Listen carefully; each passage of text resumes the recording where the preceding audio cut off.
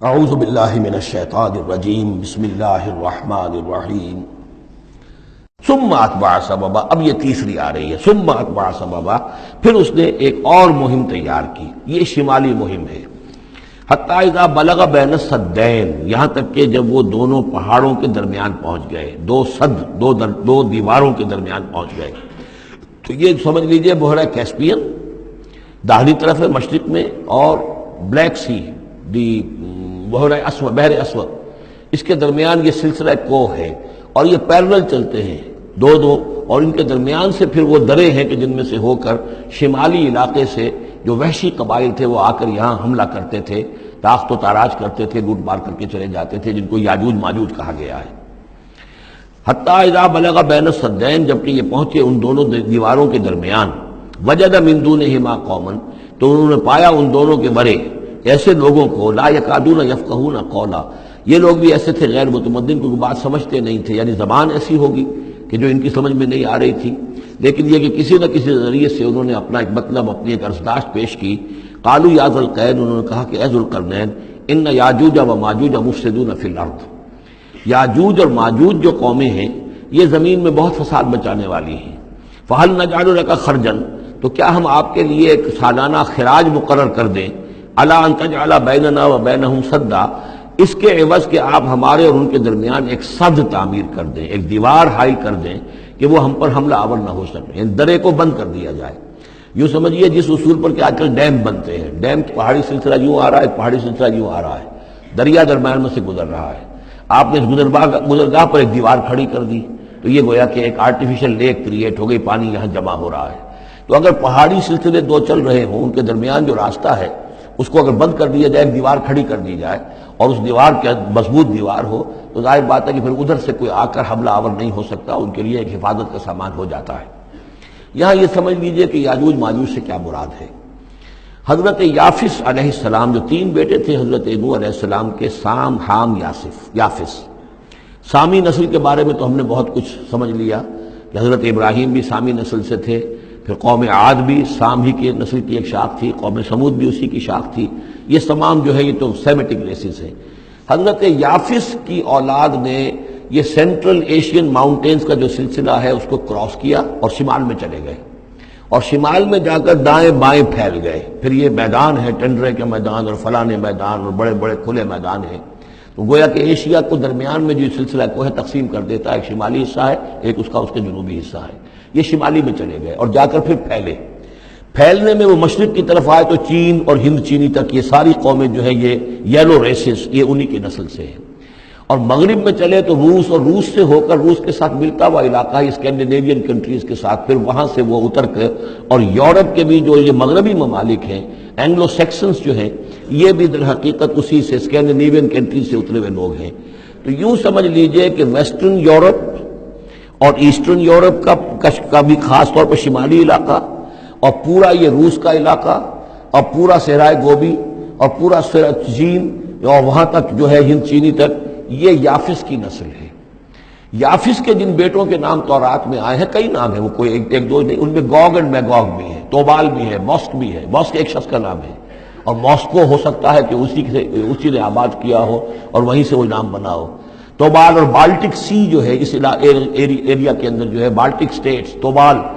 ان کے ایک بیٹے کا نام تھا. یہ تورات کے اندر نام دیے گئے ہیں. گوگ اینڈ میگوگ، یاجوج ماجوج، یہ بھی انہی کے بیٹوں کے. یہ تمام اقوام جو ہے یہ وحشی ہیں، اور یہ تاخت و تاراج کرنا، لوٹ مار کرنا، یہ ان کا طریقہ ہے، اور ان کا ہے ذکر جو یہاں پر ہو رہا ہے. کہ یہ جو سیلاب آیا تھا، کولونیل سیلاب جو ہم پر آیا تھا، جس میں کہ یہ اینگلو سیکسنز تھے، یہ سب کے سب جو ہیں یہ اسی نارڈک ریسز سے ہیں، یہ بھی یاجوج اور ماجوج کی نسل ہیں. ایک سیلاب ان کا آ چکا ہے جو آیا تھا یورپ کے سے نکل کر، یہ کولونیل سیلاب آیا اور پوری دنیا کے اوپر چھا گیا تھا. ایشیا اور افریقہ کو انہوں نے فتح کیا، کولونائز کیا. اب اگرچہ ان کی وہ بساط ایک دفعہ تو لپیٹ دی گئی ہے، وہ واپس چلے گئے ہیں، انڈائریکٹلی ہم پر حکومت کر رہے ہیں. ابھی ان کے جو ملٹی نیشنلز ہیں ان کے ذریعے سے، یا بینکوں کے ذریعے سے، IMF کے ذریعے سے، ورلڈ بینک کے ذریعے سے انڈائریکٹ حکومت ہے جو نیو ورلڈ آرڈر ہے. لیکن یہ ہے کہ ابھی ایک اور جو سیلاب ان کا آنے والا ہے وہ آتا ہے احوال قیامت کے معاملات میں. آرمگڈون کے بعد جب حضرت مسیح علیہ السلام کا نزول ہو چکے گا اور یہودیوں کا خاتمہ ہو چکے گا، اور پھر یہ کہ تمام جو عیسائی ہیں وہ مسلمان ہو جائیں گے، عیسائیت ختم ہو جائے گی حضرت مسیح علیہ السلام کے آنے کے بعد، اور مسلمان اور عیسائی مل کر ایک ملت بن جائیں گے، سب مسلمان ہوں گے۔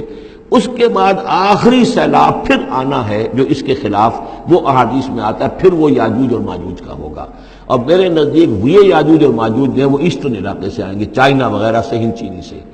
آرمگڈون جو ابھی ہونی ہے فوری طور پر بڑی جنگ، اس میں یہ لوگ جو ہے بیٹھے رہیں گے، یہ جنگ میں حصہ نہیں لیں گے۔ یہ مڈل ایسٹ میں جنگ ہوگی، یورپین پاور ساری ہوں گی، کرسچین پوری طاقتیں ہوں گی، اور ادھر جو ہے مسلمان ہوں گے، اور حضرت مہدی جو ظاہر ہوں گے، جو اللہ تعالیٰ ایک عنایت کرے گا مسلمانوں کو لیڈر عرب کے اندر، وہ پیدا ہوں گے، مجدد ہوں گے، اور ان کے ذریعے سے عرب کے اندر ایک اسلامی حکومت بھی قائم ہوگی۔ لیکن ان کے لیے مدد کے لیے خراسان کے علاقے سے فوجیں آئیں گی، مشرق سے آئیں گی، اور یہ علاقہ جو ہے وہ ہے جو ہمارے قریب ہے، اور ہم بھی اسی علاقے میں ہیں۔ اللہ تعالیٰ ہمیں توفیق دے کہ یہاں وہ ہم پہلے اس نظام میں خلافت قائم کریں، تاکہ یہاں سے پھر فوجیں جائیں اور حضرت مسیح کے ساتھ ہو کر اور حضرت مہدی کے ساتھ ہو کر عیسائیوں اور یہودیوں کے ساتھ جنگ کریں، اور بالآخر پھر یہ کہ پوری دنیا میں اسلام کا بول بالا ہوگا۔ لیکن جب یہ ہو چکے گا، اس کے بعد ایک سیلاب پھر آئے گا یاجوج اور ماجوج کا۔ تو یہ چونکہ پوری ایک سلسلہ ہے، ایک نسلیں ہیں اس کے اندر بہت سی، تو ان میں چونکہ تفسیری اعتبار سے بہت سی باتیں جو ہے مختلف آراء بھی سامنے آئیں گی، تو میں نے جو رائے میری ہے وہ آپ کے سامنے بیان کر دی ہے۔ اس وقت بھی وہ یاجوج ماجوج تھے جو ان شمالی دروں سے آ کر حملے کرتے تھے۔ قالوا یا ذا القرنین ان یاجوج و ماجوج مفسدون فی الارض، وہ جو میں نے عرض کیا ہے کہ قیامت کے قریب بھی معاملہ ہوگا، یہ سورہ انبیاء کی آیات 97-98 ہے۔ حتی اذا فتحت یاجوج و ماجوج وهم من کل حدب ینسلون واقترب الوعد الحق فاذا هی شاخصۃ ابصار الذین کفروا۔ اب زیادہ دور نہیں، ہم سورہ انبیاء بھی قریب ہی آ رہی ہے، انشاءاللہ وہاں اس کو ہم پڑھیں گے۔ تو دو جگہ قرآن مجید میں یاجوج اور ماجوج کا ذکر ہے، ایک یہ جو قریب قیامت میں ان کا جو ظہور ہونے والا ہے، ایک اس وقت کا معاملہ یہ چھوٹا سا تھا کہ جو ذوالقرنین کے سامنے آیا ہے۔ تو کیا ہم آپ کے لیے ایک سالانہ خراج طے کر دیں تاکہ آپ ہمارے لیے یہاں ایک سد تعمیر کر دیں، ایک بند باندھ دیں یہاں پر؟ قال ما مکنی فیہ ربی خیر۔ اب دیکھیے ان کا کردار، ان کا مجھے جو کچھ میرے رب نے دے رکھا ہے، دولت دے رکھی ہے، مال دے رکھا ہے، وہ بہت بہتر ہے اس سے کہ جو تم مجھے پیش کر رہے ہیں، مجھے خراج کی ضرورت نہیں ہے۔ ہاں تمہاری ایک ضرورت ہے، میں وہ پوری کر دیتا ہوں۔ فاعینونی بقوت، مجھے مین پاور فراہم کرو، باقی ساری سامان جو ہے میں فراہم کر لوں گا، لیکن بہرحال اس کو بنانے کے لیے، دیوار بنانے کے لیے اور دونوں پہاڑوں کے درمیان اتنی بڑی جو سد تعمیر کرنے کے لیے جو مین پاور چاہیے، اعینونی بقوت، تو محنت کے ذریعے سے، مین پاور کے ذریعے سے میری مدد کرو۔ اجعل بینکم و بینہم ردما، میں ان کے اور تمہارے درمیان ایک موٹی دیوار بنا دوں گا۔ آتونی زبر الحدید، لاؤ میرے پاس تختے لوہے کے۔ حتی اذا ساوا بین الصدفین، یہاں تک کہ جب دونوں جو اونچانے تھیں اس کے درمیان کا پورا علاقہ پر ہو گیا، بھر گیا، وہ لوہے کے تختے جو ہیں اس کے اندر بھرے جا رہے ہیں۔ حتی اذا ساوا، برابر کر دیا دونوں بھانکوں تک پہاڑ کی، قال انفخوا، اب ان کا کہ آگ جلاؤ اس کے نیچے، وہ دہکا دی بھٹی جس سے کہ اب وہ لوہا گرم ہوا اور لوہے کی تختے جو ہیں وہ گرم ہو گئے۔ حتی اذا جعلہ نارا، جبکہ وہ سارے کے سارے لوہے کے جو تپ گئے خود اور سرخ ہو گئے۔ قال آتونی افرغ علیہ قطرہ، تو کہا لاؤ میرے پاس پگھلا ہوا تانبا کہ میں اس کے اوپر انڈھیل دوں۔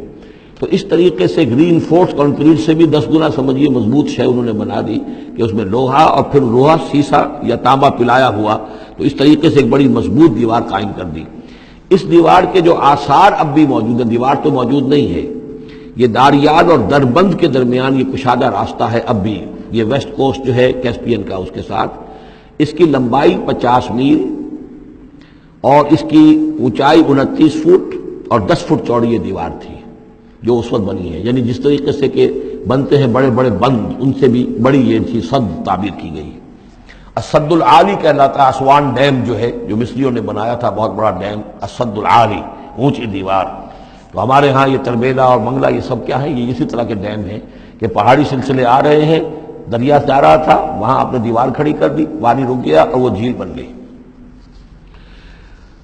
فمستطاعوا ان یظہروہ، تو انہوں نے کہا کہ اب یہ لوگ نہ تو یہ اس کے اوپر سے آ سکیں گے، اس کو نہ چڑھ سکیں گے، وما استطاعوا لہ نقبا، نہ اس میں کوئی سوراخ لگا سکیں گے، نقب لگا سکیں گے۔ قال ھذا رحمۃ من ربی، یہ سب اتنا بڑا کارنامہ کر کے بھی انہوں نے کہا یہ سب رحمت ہے میرے رب کی طرف سے، میرا کوئی کمال نہیں،